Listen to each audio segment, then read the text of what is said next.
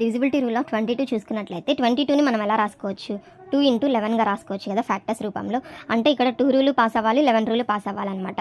So ఇక్కడ examples చూద్దాం. First example వచ్చేసి 14388 అనుకుందాం.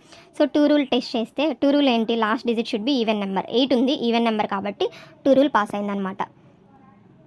2 రూల్ ఓకే అవుతుంది. నెక్స్ట్ 11 రూల్ ఏంటి, some of the odd place digits minus sum of the even place digits 0 అన్న అవ్వాలి, లేదా డిఫరెన్స్ వచ్చేసి డివిజిబుల్ బై 11 అన్న అవ్వాలి. Odd place digit 1 + 3 + 8 12, even place digit 4 + 8 12 -12 అనమాట. 0 2 రూల్ పాస్ అయింది, 11 రూల్ పాస్ అయింది కాబట్టి ఈ టోటల్ నెంబర్ కూడాను మన 24ని మనం ఎలా రాసుకోవచ్చు ఫ్యాక్టర్స్గా. 24ని మనము 3 into 8 లేదా ఏమనుకుంటా అంటే 1512 అని ఒక నెంబర్ అనుకుంటాను. సో ఈ నెంబర్ మనకి 3తో డివిజిబుల్ అవుతుందా అంటే 3 రూల్ చెక్ చేసినట్లయితే మనకి సమ్ ఆఫ్ ద డిజిట్స్ 1 + 5 + 1 + 2 ఏమవుతుంది, 9 అవుతుంది. సో ఈ 9 అనేది 3తో డివిజిబుల్ అవుతుంది కాబట్టి 3 రూల్ పాస్ అయిందనమాట.